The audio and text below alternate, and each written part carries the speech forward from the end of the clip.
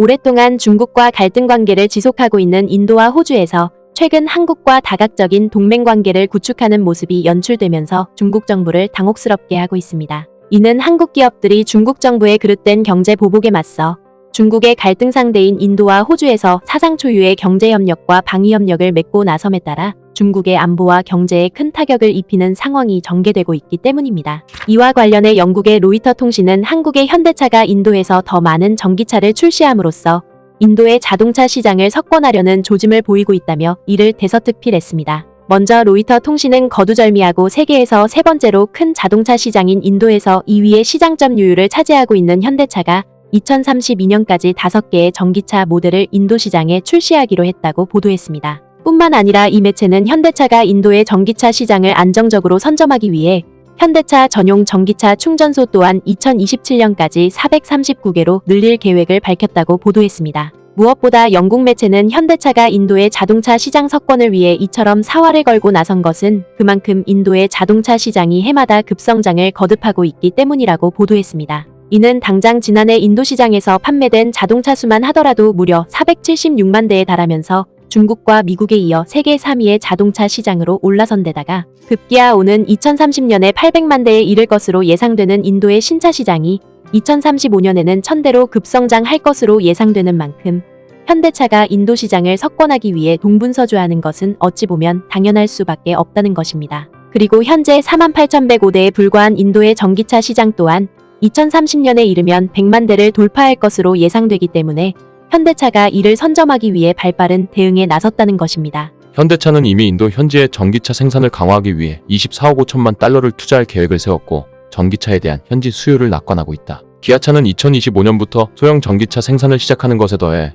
전기차 충전 인프라 개발과 판매 네트워크를 2배로 늘려 현재 6.7%인 현지 시장 점유율을 궁극적으로 10%로 끌어올리는 것을 목표로 할 것이라고 현대차 그룹은 밝혔다. 그러면서 영국 매체인 로이터 통신은 중국 정부의 터무니없는 경제보복으로 인해 한중 관계가 나날이 악화되면서 이에 대한 반대급부로 한국 기업들이 탈중국화와 더불어 중국의 또 다른 갈등 상대인 인도 시장으로 대거 진출함에 따라 묘한 상황이 전개되고 있다고 보도했습니다. 이는 중국 정부가 한국과 미국을 비롯해 서방 진영과 볼성사나운 패권 경쟁에 나서는 바람에 경제와 산업 분야에서 막대한 타격을 입고 있는 것과 달리 한국처럼 일찍이 중국과 날선 대립을 이어왔던 인도는 한국을 비롯한 서방 진영과의 끈끈한 경제협력을 통해 중국 시장을 재빨리 대체할 만큼 놀라운 경제 성과를 달성하고 있다는 것입니다. 그리고 인도에서의 이 같은 상황에 더해 2020년 이후로 줄곧 중국과 격한 갈등을 지속하고 있는 호주에서도 한국과의 국방협력을 통해 자국의 방위력을 재빨리 증강시키는 모습을 연출하면서 중국 정부를 경악해 하고 있는 상황입니다.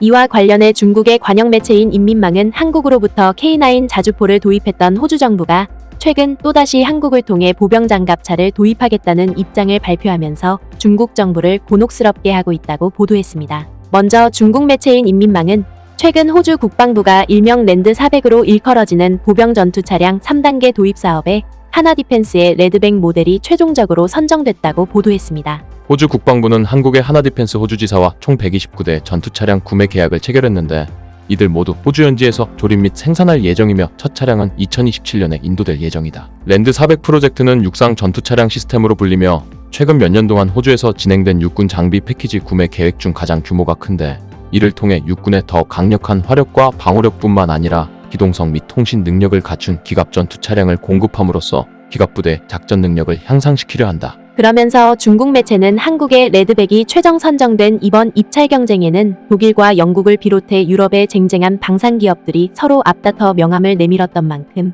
호주 국방부의 이번 발표는 그야말로 큰 충격이 아닐 수 없다고 보도했습니다. 바로 호주 국방부가 추진한 이번 보병 전투 차량 도입 사업에는 독일의 링스 보병 장갑차와 푸마 보병 전투차 모델을 비롯해 영국 BAE 시스템즈의 CV90과 AJAX 모델이 입찰에 참여했지만 품질과 운용성 측면에서 한국의 레드백 장갑차가 훨씬 월등한 점수를 받았다는 것입니다. 실제로 중국 매체인 인민망은 호주 국방부가 이번 발표에 앞서 2015년 당시에 독일의 방산기업인 크라우스 마파이 베크만을 통해 225대의 복서 장갑차를 도입했던 만큼 이번 입찰에서도 독일의 또 다른 모델인 링스 장갑차가 선택되는 것은 기정사실과 다름없었다고 보도했습니다. 하지만 이 매체는 한화 디펜스가 이번 수주를 위해 생각지도 못한 제안을 파격적으로 내놓고 나서면서 결과적으로 최종 승리는 한국 몫으로 돌아가게 됐다고 보도했습니다. 한국은 이번 프로젝트의 성공적인 수주를 위해 호주의 붉은 등 거미를 모티브로 삼아 보병 장갑차 이름을 레드백 스파이더로 명명한 것과 함께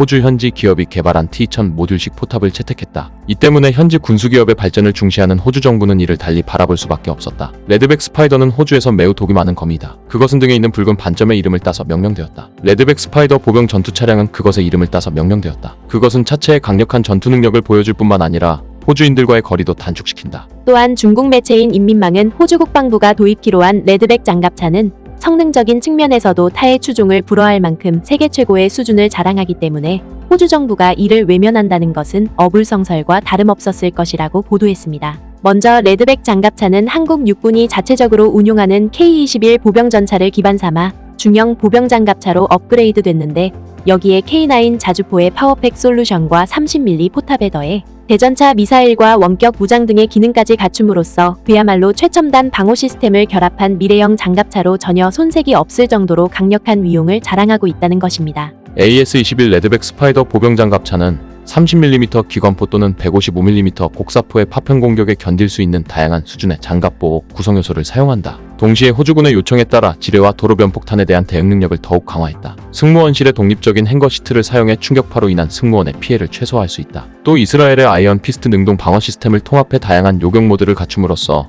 이를 통해 일반적인 미사일과 로켓탄 위협에 대응할 수 있다. 하지만 중국 매체는 호주에서 벌어진 한국 기업의 이 같은 대성공을 중국 사회가 마냥 넉놓고만 바라볼 수 없는 상황이 전개되고 있다고 보도했습니다. 바로 한국 방산무기의 도약은 결과적으로 서방 세계와 날선 대립각을 세우고 있는 중국 정부에게 큰 타격을 가할 수밖에 없기 때문입니다. 실제로 이 매체는 한국과 호주의 방위동맹이 단순한 무기거래에 그치지 않고 무기체계 개발과 기술 협력으로 이어짐으로써 중국의 갈등 상대인 한국과 호주를 비롯해 서방 국가들의 방위력이 더욱더 증가되는 만큼 중국 정부가 이를 가만히 지켜봐서는 안 된다고 지적했습니다. 국제 군사 무역 시장에서 한국은 최근 몇 년 동안 여러 차례 큰 수확을 거두었다. 이번 입찰에서 레드백 스파이더 장갑차가 독일의 링스 장갑차를 꺾음으로써 국제 군수 무역 시장을 개방하는 데 더욱 도움이 될 것이다. 현재 폴란드는 레드백 스파이더 보병 장갑차를 도입하겠다고 밝혔고 한국은 이 차량을 기반으로 자체적으로 차세대 보병 장갑차를 개발하기로 했다. 이것은 한국의 방위산업 발전과 한국군 장비의 현대화를 더욱 촉진할 것이다. 그러면서 중국 매체인 인민망을 비롯한 중국의 주요 매체들은 우수한 품질과 세계 최고의 기술력을 갖춘 한국의 방산 기업들이 중국의 적대적인 국가들에게 강력한 방위력 증강을 안기고 있다며 중국 정부가 이를 절대 간과해서는 안 된다고 지적했습니다. 결국 중국 매체의 이러한 보도는 이웃 국가와 설린우호의 관계를 쌓기보다 오로지 굴복과 굴종을 강요해왔던 중국 정부의 그릇된 행태가 세계 민주진영의 굳건한 단결로 인해 자가당착의 상황에 내몰리고 있음을 적나라하게 반증해주고 있습니다. 구네스북 영상을 재미있게 보셨다면 구독과 알림 설정 꼭 부탁드리겠습니다.